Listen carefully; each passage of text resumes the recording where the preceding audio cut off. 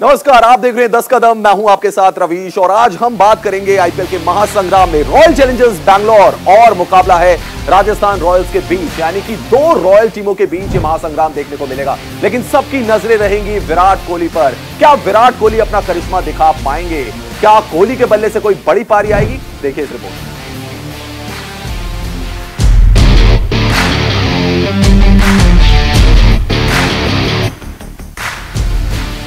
IPL में आज royal Challengers Bangalore का सामना राजस्थान रॉयल्स से होगा। आरसीबी ने अपने पिछले मैच में जीत हासिल की थी, लेकिन पूर्व कप्तान विराट कोहली का बल्ला नहीं चला था। वानखेड़े के स्टेडियम में जब बेंगलुरु की टीम उतरेगी तो सबकी नजर स्टार बल्लेबाज विराट कोहली पर ही रहेगी। आरसीबी फैंस को कोहली से एक जोरदार पारी की उम्मीद है, क्योंकि अगर कोहली का बल्ला चलता है तो आरसीबी खुद को मजबूत स्थिति में पाएगी। आईपीएल 15 में अगर कोहली के प्रदर्शन पर नजर डाली जाए तो विराट कोहली ने पंजाब किंग्स के खिलाफ नाबाद 41 रन की पारी खेली थी, जिसमें उन्होंने 29 गेंदों का सामना किया था, एक चौका लगाया था और 2 छक्के भी जड़े थे। वहीं कोलकाता नाइट राइडर्स के खिलाफ विराट कोहली 12 रन बना पाए थे, इसमें उन्होंने 2 चौके लगाए थे। अब तक राजस्थान के खिलाफ विराट का प्रदर्शन अच्छा रहा है और वो इस टीम के खिलाफ तीसरे सबसे ज्यादा रन बनाने वाले बल्लेबाज हैं। आइए जानते हैं राजस्थान के खिलाफ कैसा रहा है कोहली का परफॉर्मेंस। कोहली ने राजस्थान के खिलाफ खेले 24 मैचों की 23 पारियों में 30.47 की औसत के साथ 579 रन बनाए हैं। इस दौरान कोहली ने नाबाद 72 के सर्वोच्च स्कोर के साथ 4 अर्धशतक भी लगाए हैं। राजस्थान के खिलाफ 47 चौके लगा चुके कोहली का स्ट्राइक रेट 116.73 का रहा है। पिछले 2 सालों से विराट कोहली के बल्ले से अभी तक कोई बड़ी पारी नहीं निकली है और विराट कोहली किसी भी फॉर्मेट में बड़ी पारी नहीं खेल पा रहे हैं, जो टीम के लिए परेशानी का सबब है। अब जब किंग कोहली राजस्थान के सामने होंगे तो उनके पास बड़ा स्कोर बनाने का मौका होगा, क्योंकि राजस्थान आगामी मैच में जिन गेंदबाजों को मौका दे रही है उनके खिलाफ कोहली का परफॉर्मेंस काफी अच्छा रहा है। देखना होगा कि आज कोहली के बल्ले से कोई बड़ी पारी आती है या फिर पिछले मैच की तरह ही उनका बल्ला शांत रहता है। Bureau report, news India.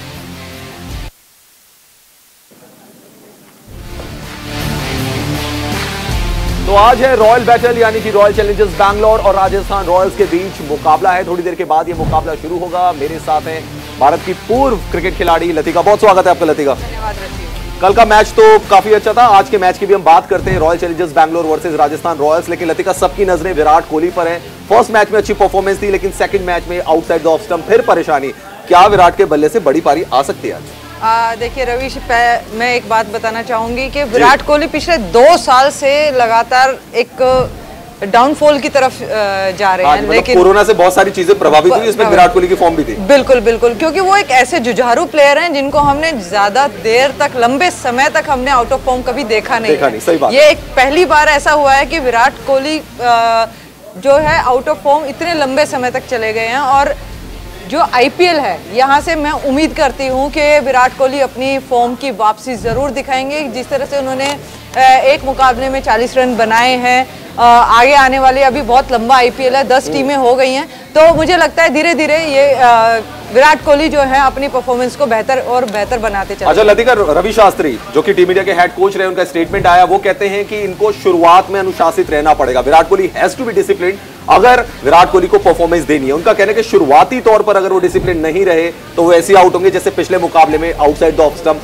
Bat आया और विराट आउट हो गए। आपने पहले भी देखा होगा, जो पिछले आईपीएल्स हैं, जब से विराट कोहली आईपीएल में खेल रहे हैं, आप उनकी हमेशा एक स्लो स्टार्ट रहा है और यही उनका एक तरीका था अपनी इनिंग को बेहतर बनाने का। वो हमेशा बॉल को देख के खेलते थे, टाइम लेते थे और उसके अकॉर्डिंगली अपनी इनिंग को बिल्ड करते थे। लेकिन अभी जो उनका इनपेशेंट थोड़ा सा मुझे दिखाई दे रहा है इनिंग में, तो मुझे ऐसा लगता है कि विराट कोहली को थोड़ा समय बिताना पड़ेगा विकेट के ऊपर, ताकि वो इस फॉर्म से बाहर निकलें और एक अच्छी फॉर्म की तरफ जाएं और अपनी टीम को खासकर हेल्प कर सकें। क्योंकि विराट कोहली को जो जुझारू रूप उनका है, जो हमने हमेशा देखा है, तो वो विराट कोहली को हम थोड़ा सा मिस कर रहे हैं अभी। Latika, is it more of a mental state जहां पे आप जूझ रहे हैं? वो अंग्रेजी की कहावत है ना, carry the monkey on your back. क्या वो विराट कोहली के साथ हो रहा है कि is carrying the monkey on his back? कि खिलाड़ी के जहन में भी आ जाता है, जैसे तेंदुलकर थे, 99 शतक लगाए, लेकिन 100वां शतक लगाने में टाइम निकल गया काफी, और फिर सचिन ने कहा कि मेरा सबसे डिफिकल्ट शतक जो था ये 100वां शतक था। क्या ये भी हो रहा होगा विराट कोहली के साथ, मेंटल स्टेट भी कि यार मुझे रन बनाने, प्रेशर है पब्लिक का मेरे ऊपर?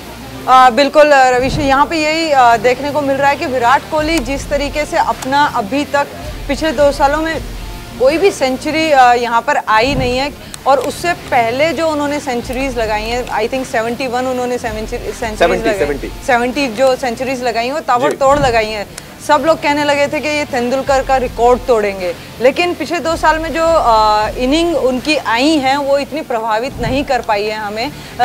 अब जो आप मेंटल स्टेटमेंट्स की बात कर रहे हैं, हाँ ज़रूर एक वक्त ऐसा आता है प्लेयर का जहाँ पर वो कहीं ना कहीं अपने आप को लेके ये देखता है कि मैं किस लेवल पे खड़ा हूँ, और जब आप खराब फॉर्म से गुजर रहे हो तो वहाँ पे उसकी मेंटल स्टेटस क्या रहती है कि मुझे अच्छा प्रदर्शन करना है। तो वो एक प्रेशर जो है, एक्स्ट्रा बर्डन जो है, अभी विराट कोहली का मुझे लग रहा है कि वो एक्स्ट्रा बर्डन जो है अपनी इनिंग में लेके जाते हैं, जिसकी वजह से वो कंसिस्टेंसी वो मिल नहीं पा रही है उनको।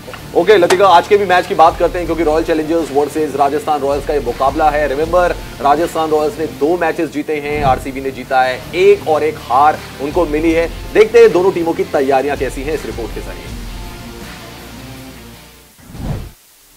आईपीएल के 15वें सीजन का 13वां मुकाबला आज रॉयल चैलेंजर्स बेंगलुरु और राजस्थान रॉयल्स के बीच मुंबई के वानखेड़े स्टेडियम में खेला जाएगा, जहां एक तरफ आरआर टॉस हारकर भी दोनों मुकाबले जीत चुकी है, तो वहीं आरसीबी को 1 हार और 1 जीत नसीब हुई है।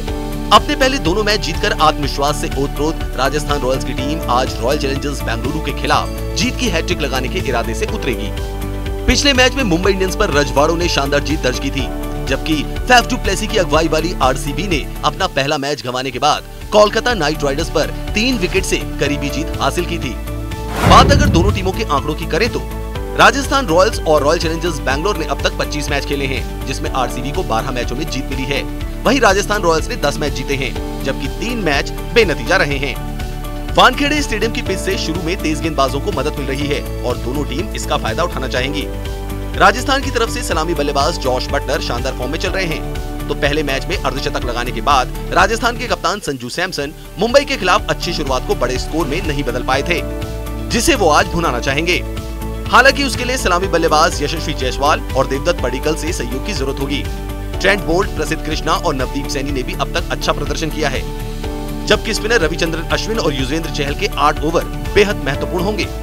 वानखेड़े में अगर दोनों टीमों के रिकॉर्ड्स की बात की जाए तो यहाँ राजस्थान रॉयल्स ने 13 मुकाबले खेले हैं, जिसमें उसे 6 में जीत मिली है और 7 में हार का सामना करना पड़ा है। वहीं आरसीबी ने इस मैदान में 11 मुकाबले खेले हैं, जिसमें उसे 4 में जीत मिली है और 7 में हार का सामना करना पड़ा है। राजस्थान रॉयल्स का इस मैदान पर हाईएस्ट स्कोर 217 रन 7 विकेट के नुकसान पर है, वहीं लोएस्ट स्कोर 134 रन है, जबकि रॉयल चैलेंजर्स बैंगलोर का इस मैदान पर हाईएस्ट स्कोर 235 रन है, वहीं लोएस्ट स्कोर 122 रन का है। आरसीबी की गेंदबाजी की अगुवाई श्रीलंका के लेग स्पिनर वनिंडू हसरंगा कर रहे हैं। इसके अलावा डेविड विली, आकाशदीप और मोहम्मद सिराज को भी पिछले मैच की तरह अच्छा प्रदर्शन करना होगा। आरसीबी को अगर राजस्थान के बल्लेबाजों पर अंकुश लगाना है तो डेथ ओवर्स के लिए हर्षल पटेल को अपनी बेस्ट परफॉर्मेंस देनी होगी। आरसीबी के लिए गेंदबाजों से ज्यादा बल्लेबाजी चिंता का विषय बनी हुई है। पूर्व कप्तान विराट कोहली फॉर्म में नजर नहीं आ रहे हैं, तो सलामी बल्लेबाज अनुज रावत निरंतरता नहीं दिखा पा रहे हैं। ऐसे में डू प्लेसी को फिर से बड़ा स्कोर बनाने की जरूरत है। देखना होगा कि रॉयल्स के सामने अब रॉयल्स टकराएंगे तो किसका पलड़ा भारी रहता है। Bureau report, news India.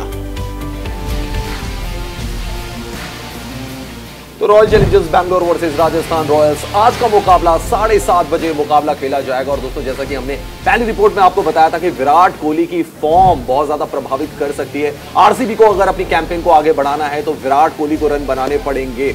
Latika, क्या लग रहा है? मैक्सवेल की कमी से भी जूझ रही है आरसीबी की टीम, और अभी खबर आ रही है कि मैक्सवेल भी जो है वो 9 अप्रैल के बाद ही अवेलेबल हो पाएंगे। अभी उन्होंने शादी की है, तो इसकी वजह से उनकी अवेलेबिलिटी नहीं है। आपको लग रहा है कि बैटिंग लाइनअप में ये एक बहुत बड़ी परेशानी हो रही है रॉयल चैलेंजर्स बैंगलोर के साथ कि अनुज रावत यंगस्टर हैं, डू प्लेसी ने रन मारे, विराट ने एक मैच में रन मारे, फिर नीचे बचते हैं डीके, तो वो स्टेबिलिटी बैटिंग लाइनअप में अभी नजर नहीं आ रही है। बिल्कुल, वो डेप्थ जो है, आपने सही कहा कि वो डेप्थ नजर नहीं आ रही है। और आउट ऑफ फॉर्म जो हम बात कर रहे हैं, रावत अच्छे से नहीं कर पा रहे हैं, एक शुरुआत अच्छी नहीं कर पा रहे हैं।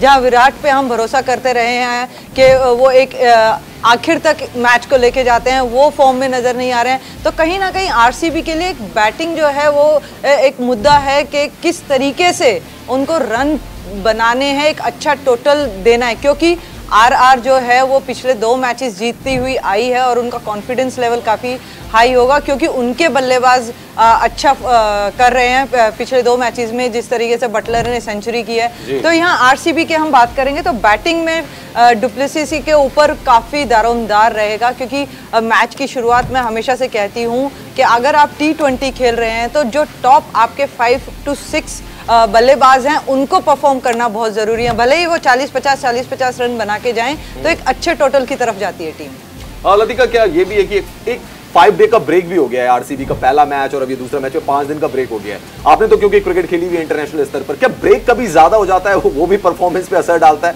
ये 4-5 दिन के बाद मैच खेल रहे हैं, जैसे शास्त्री ने भी कहा था वर्ल्ड कप के दौरान कि यार ब्रेक थोड़ा लंबा खिंच गया, इतना ब्रेक नहीं होना चाहिए, इमीडिएटली 2-3 दिन के गैप पे मैचेस होने चाहिए। पर्सनल एक्सपीरियंस मेरा ऐसा है कि ज़्यादा लंबा अगर ब्रेक होता है तो हम लोग जो एक्टिव एक मोमेंटम हमारा चल रहा होता है, एक प्रैक्टिस का शेड्यूल होता है, एक मैच का शेड्यूल होता है, तो वो एक मोमेंटम में थोड़ा सा ब्रेक आता है, हम थोड़े रिलैक्स हो जाते हैं और उसको वापस से गेन करने के लिए हमें थोड़ा सा मशक्कत ज़रूर करनी पड़ती है। तो हाँ, कहीं ना कहीं ये जो लंबे ब्रेक्स आते हैं कहीं ना कहीं प्लेयर्स के मेंटली स्टेटस पे थोड़ा सा इफेक्ट ज़रूर करते हैं। अच्छा, हम राजस्थान रॉयल्स की भी बात कर लेते हैं, क्योंकि 2 मैचेस के लिए दोनों जीते। आपको लग रहा है कि एक टीम ज्यादा बैलेंस, एक अच्छी टीम दिख रही है, जिसमें देखिए ट्रेंट बोल्ट हैं, प्रसिद्ध कृष्णा है, नवदीप ने भी पिछला मैच खेला, then they have Yuzi Chahal, Ravichandran Ashwin, bowling unit बड़ा कॉम्पैक्ट, और बैटिंग वाइज भी अगर हम बात करें, बटलर ने सेंचुरी मार दी, यशस्वी इज देयर, देवदत्त पडिक्कल, ठीक है इतने अभी रन नहीं आए, but Sanju is there. So एक कॉम्पैक्ट टीम नजर आ रही है, एक बैलेंस टीम नजर आ रही है Rajasthan Royal in comparison to Royal Challengers Bangalore. बिल्कुल रविश, यहाँ पर अगर हम आरसीबी और आरआर को देखें तो पलड़ा जो है वो मुझे आरआर का ज्यादा भारी दिखाई दे रहा है, क्योंकि उनकी बॉलिंग यूनिट भी उतनी धारदार है जितनी उनकी बैटिंग अभी फॉर्म में है। तो यहाँ पर अगर आरसीबी के लिए एक थोड़ी सी चिंता की बात ये होगी कि उन्हें अगर बल्लेबाजी पहले मिलती है तो एक अच्छा टोटल करना होगा, अगर वो बल्लेबाजी बाद में करते हैं तो धैर्य के साथ उन्हें अपनी इनिंग बिल्ड करनी होगी, ताकि आरआर जैसी स्ट्रॉन्ग टीम के अगेंस्ट वो कुछ ना कुछ करिश्मा करके दिखा पाए। तो हेटमायर के जो पिंक हेयर हैं उनके बारे में आप क्या कहेंगे? 2 खिलाड़ी हैं ना, आंद्रे रसेल ने आधे पिंक और आधे गोल्डन कराए हुए, लेकिन हेटमायर क्योंकि पिंक सिटी की टीम से खेल रहे हैं, जयपुर की टीम से खेल रहे हैं, राजस्थान से पिंक यूनिफॉर्म है, तो पिंक बॉल कैसे लगे आपको? बिल्कुल, वो एक अनोखे प्लेयर है और आपने उनकी बैटिंग भी देखी होगी, बल्ले से जब बॉल लगती है तो सीधा स्टेडियम के बाहर जाती है, और जिस भी टीम के साथ वो कनेक्ट होते हैं उसी तरह का उनके बालों पे रंग आप जरूर देखेंगे। पिछले साल भी उनके बालों का रंग वही था जिस टीम में थे, और इस साल जिस तरीके से उन्होंने बैटिंग करके दिखाई है, अपना एक कॉन्फिडेंस दिखाया है, तो वो आरआर के लिए बहुत प्लस पॉइंट है। आपको अच्छे लगते हैं कलर्ड हेयर? बिल्कुल। आप कराते हो कभी? हाँ, कराते रहते हैं, क्योंकि थोड़ा सा चेंज हो जाता है मूड के अकॉर्डिंग। अगर आप अपने अंदर कुछ चेंज लाना चाहते हैं, ये भी एक टैक्टिस होती है रविश के प्लेयर कैसे अपने आप को अच्छा फील कराता है। तो कुछ लोग अच्छे कपड़े पहनते हैं, कुछ को शूज का थोड़ा सा फोबिया रहता है, तो इस तरह की काफी चीजें हैं जो प्लेयर हर छोटी छोटी बात का ध्यान रखते हैं। अच्छा, एक चीज और मैं आपसे पूछना चाहूंगा लतिका, अगर कैप्टेंसी वाइज देखें, Faf du Plessis first time captain कर रहे हैं यहाँ पर आरसीबी को, एंड उधर संजू तो पिछले सीजन भी कर चुके थे। कैप्टेंसी वाइज क्या आपको फैफ की कैप्टेंसी ने इंप्रेस किया है, एंड संजू आपको इंप्रूवमेंट दिखाई दिया है उनकी कैप्टेंसी में?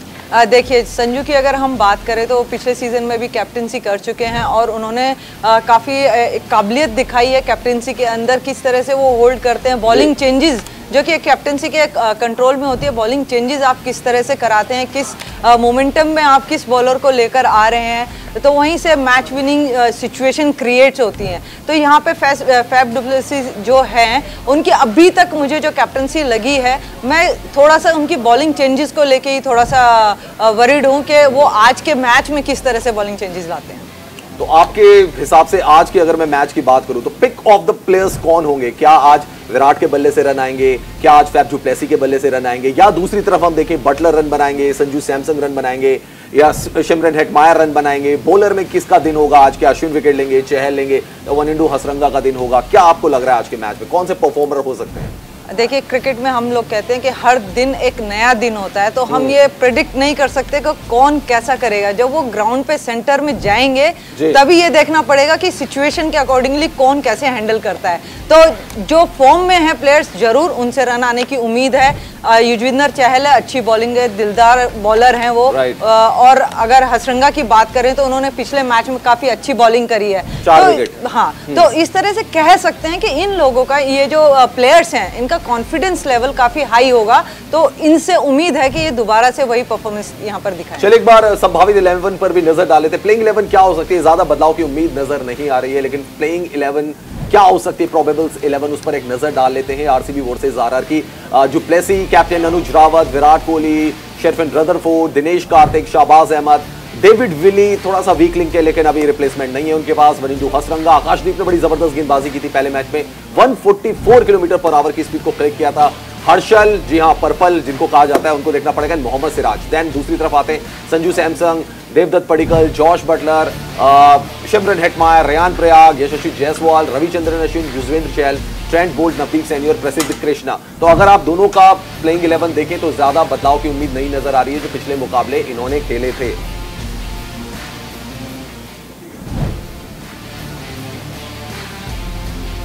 चलिए फैंटेसी 11 जिस पे आपका इंटरेस्ट हो, जॉश बटलर, संजू सैमसंग दोनों विकेट कीपर हैं, दोनों को आप रख सकते हैं फैंटेसी 11 में। दोनों विकेट कीपर्स को आप रखिए। 4 बल्लेबाज अगर आपको रखने पड़े तो वो कौन से हो सकते हैं? फैफ डु प्लेसी को रखिए, विराट कोहली को रखिए, शेरफिन रदरफोर्ड को रखिए, और अगर आपको चूज करना है और गेंदबाजों को तो यहां पर आप बड़े वाइजली आपको ये चीजें चूज करनी पड़ेंगी। तो 2 रॉयल टीमों की टक्कर जो हमने आपको बताई, किस तरीके से आप अपनी फैंटेसी 11 बना सकते हैं। और कल का भी एक मुकाबला हुआ दोस्तों, कल के मुकाबले की भी हम बात कर लेते हैं जिसमें लखनऊ सुपर जायंट्स और सनराइजर्स हैदराबाद के बीच टक्कर देखने को मिली थी, और इस मुकाबले में लखनऊ सुपर जायंट्स को जीत मिली, सनराइजर्स हैदराबाद की इसमें हार हो गई। और ये टीम, ये सनराइजर्स हैदराबाद की दूसरी हार थी इस टूर्नामेंट में। वहीं लखनऊ सुपर जायंट्स की अगर मैं बात करूं तो उनकी परफॉर्मेंस काफी अच्छी रही। 169 फॉर 7 बनाए थे। केएल राहुल का कल बल्ला चला, दीपक हुड्डा ने भी अच्छा खेला।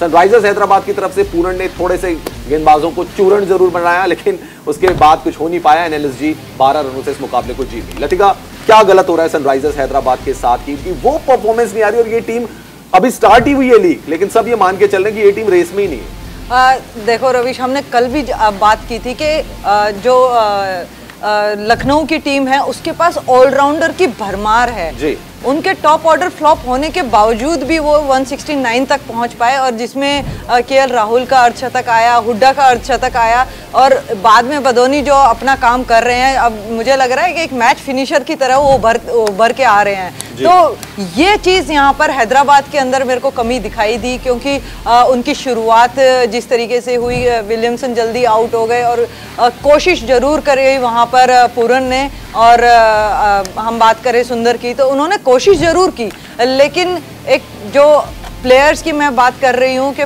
टॉप अगर 6 बल्लेबाज नहीं चलते हैं आपकी टीम में, उनसे स्कोर नहीं आता है, तो टीम कहीं ना कहीं लड़खड़ा जाती है। और यहाँ पे भी लतिका कप्तानी का मसला बड़ा लग रहा है। जैसे केन विलियमसन है, उनके कैप्टन है, but he is not really in the form, out of form लग रहे हैं, आउट ऑफ कलर लग रहे हैं। We know Kane Williamson is a very thinking captain. लोग तो यहां तक बात करते थे कि सीएसके को अगर कैप्टनसी का मटेरियल चाहिए तो after Dhoni cane Williamson is the right choice, but कहीं ना कहीं ऐसे लिख रहे हैं कि down trodden, shoulders down, not in the mood off captaincy, और वो बड़ा असर डाल रहा है टीम की परफॉर्मेंस पर भी। देखिए रविश, यहाँ पर मैं एक चीज कहूंगी कि कैप्टन कब अच्छा दिखता है और कब बुरा दिखता है, वो सब एक कलेक्टिव टीम एफर्ट है। अगर आपके टीम मेंबर्स आपको सपोर्ट नहीं करते हैं तो वहीं कहीं ना कहीं कैप्टनसी के ऊपर सवाल उठते हैं, क्योंकि उनके वो डिसीजंस हम सोचते हैं कि गलत उन्होंने डिसीजन लिए, जिसकी वजह से टीम की परफॉर्मेंस पर इफेक्ट आया। लेकिन अगर आप एक कैप्टन को पूरे प्लेयर्स का सपोर्ट मिलता है तो कहीं ना कहीं वही कैप्टन बहुत अच्छा कैप्टन कहलाता है। तो यहाँ विलियमसन की अगर हम बात करें तो काफ़ी अच्छी कप्तानी उन्होंने न्यूजीलैंड के लिए भी की है, और जिस तरह से आपने कहा कि काफ़ी अच्छे कैप्टन रहे हैं वो, लेकिन अगर उनकी टीम उनका सपोर्ट नहीं करेगी तो कहीं ना कहीं उनकी कैप्टनसी के ऊपर सवाल ज़रूर आएंगे। चलिए, तो थी कल के मैच की बात, और आज भी मैच होना है जिसके बारे में हम चर्चा कर रहे थे, और वो Rajasthan Royals and royal Challengers Bangalore के बीच मुकाबला होना है। 7:30 बजे दोस्तों ये मुकाबला खेला जाएगा।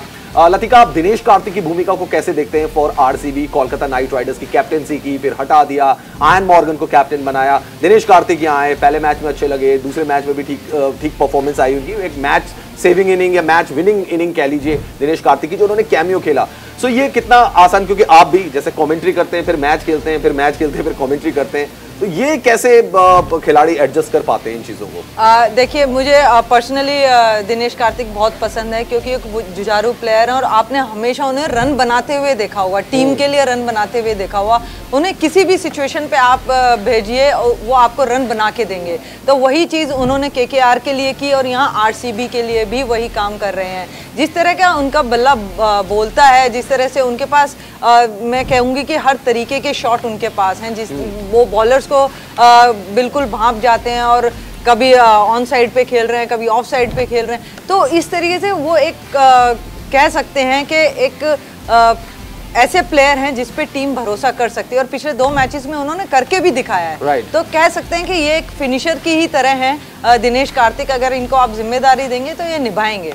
अच्छा लतिका, 2 लड़कों की भी मैं बात करना चाहूंगा। दोनों दिल्ली के हैं और आपने दिल्ली के लिए इतनी क्रिकेट खेली है, कैप्टनसी भी आपने की है। एक तो हो गया आपके आयुष बडूनी, जिनकी परफॉर्मेंस साफ तौर पर दिख रही है कि परफॉर्मेंस फ्रॉम द नोवेयर, मतलब किसी ने सोचा नहीं था कि ये भी कोई प्लेयर आ सकता है, ऐसे शॉट खेल सकता है, वो बडूनी ने करके दिखाया। और एक दूसरा और लड़का है दिल्ली का, हमारा अनुज रावत, बिट नर्वस, थोड़ा सा उनको प्रमोट भी किया गया है, ओपन भी उनको करना है, बट रिदम में नजर नहीं आ रहे हैं। क्या आप बोलना चाहोगे जो यंगस्टर्स आते हैं और आईपीएल जैसा टूर्नामेंट खेलते हैं जहां पे आप देखें कि इंटरनेशनल क्लास के बॉलर्स की गेंदबाजी का आपको सामना करना है? एक यंगस्टर आयुष बडूनी जो आए, डेफिनेटली मिडिल ऑर्डर में खेल रहे हैं और ये ओपन कर रहे हैं, अंतर है, लेकिन फिर भी एक यंगस्टर काफी कॉन्फिडेंस में नजर आ रहा है जिसके बारे में किसी ने सोचा नहीं था। एक अनुज रावत जो रेपुटेशन लेकर आए बट परफॉर्मेंस नहीं आया। देखिए, यहाँ पे मैं यही कहूंगी कि आपको अपना नेचुरल गेम खेलना है। जो आप जिस चीज़ पे कॉन्फिडेंस रखते हैं वो चीज़ आपको करनी है बीच में जाके। अगर आप उससे हटके कुछ सोचते हैं या कुछ ऐसा बॉलर की शक्ल देख के अगर आप क्रिकेट खेलेंगे तो कभी नहीं खेल पाएंगे। आपको बॉल देखनी पड़ेगी। तो अपना नेचुरल गेम खेलिए, जैसा भी बॉल आता है उसको उसी की तरीके से खेलिए। तो मुझे लगता है कि रावत को हो सकता है थोड़ा टाइम लगे, क्योंकि उनकी टीम भी इतना अच्छा नहीं कर रही है, उनके ऊपर भी उतना ही प्रेशर है कि मुझे एक अच्छा स्टार्ट देना है। तो ये चीज़ें अगर इनसे उभरेंगे तो अच्छी परफॉर्मेंस उनसे भी दिखेगी। बदोनी जिस नंबर पे आ रहे हैं ऑलरेडी वहाँ पे सेट होता है उनका एक टारगेट, अच्छा परफॉर्मेंस दे के गए हुए होते हैं, वो मैच को भांप लेते हैं इतनी देर तक कि बॉल किस तरीके से आ रही है, उनके जो केएल राहुल हैं या जो दूसरे बल्लेबाज हैं, हुड्डा हैं, वो किस तरीके से वहाँ खेल रहे हैं। तो वहाँ बदोनी को ज़रूर थोड़ा समय मिलता है कि विकेट पे बॉल की हरकत क्या चल रही है। अगर रावत की बात करें तो वो नई बॉल का सामना करते हैं जहां पर एक बॉल आपको पवेलियन वापस कर देती है। तो थोड़ा मैं ये कहूंगी कि नेचुरल गेम खेलें अपना, और जिस तरह की बॉल आ रही है उसको वैसे ही ट्रीट करें। चलिए, ये तो सजेशन है, एडवाइस है for Anuj Rawat. And let's move on to next segment. बात करते हैं रॉस टेलर की। रॉस टेलर की आपने कई धमाकेदार पारियां देखी होंगी, उनका अंदाज देखा होगा, लेकिन रॉस टेलर ने जब अपना आखिरी अंतर्राष्ट्रीय मैच खेला नीदरलैंड्स के खिलाफ तो काफी भावुक नजर आए। राष्ट्रगान भी वह अपने बच्चों को लेकर भी वो वहां पर आए थे, लेकिन आंसू साफ तौर पर उनकी आंखों में दिखाई दे रहे थे। ये रिपोर्ट देखिए और रॉस टेलर की जो बल्लेबाजी है उसको सलाम करिए।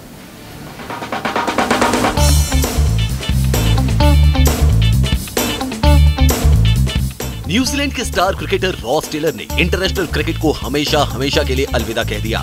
धाकड़ बल्लेबाज रॉस टेलर की आंखों में आंसू थे। लम्हा ही ऐसा था जहां रॉस कीवी टीम के लिए अपना आखिरी अंतर्राष्ट्रीय मुकाबला खेलने जो उतरे थे।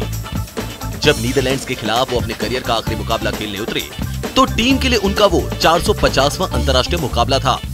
हालांकि अपनी विदाई मैच को रॉस टेलर यादगार नहीं बना पाए और सिर्फ 14 रन बनाकर पवेलियन लौट गए। रॉस टेलर के 16 साल के अंतर्राष्ट्रीय करियर का अंत हो गया।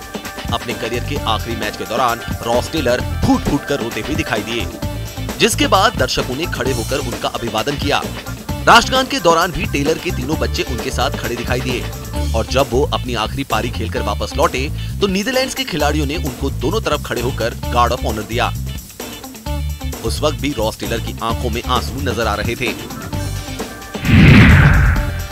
रॉस टेलर के इंटरनेशनल करियर की बात करें तो उन्होंने 236 वनडे में 8,607 रन बनाए। वहीं 112 टेस्ट मैचों में रॉस टेलर ने 7,683 रन बनाए। इसके अलावा रॉस टेलर ने 102 टी20 मैचेस में शिरकत भी की। रॉस टेलर ने वनडे क्रिकेट में 21 शतक और टेस्ट क्रिकेट में 19 शतक लगाए। तो लतिका, क्या कहेंगे आप रॉस टेलर के लिए?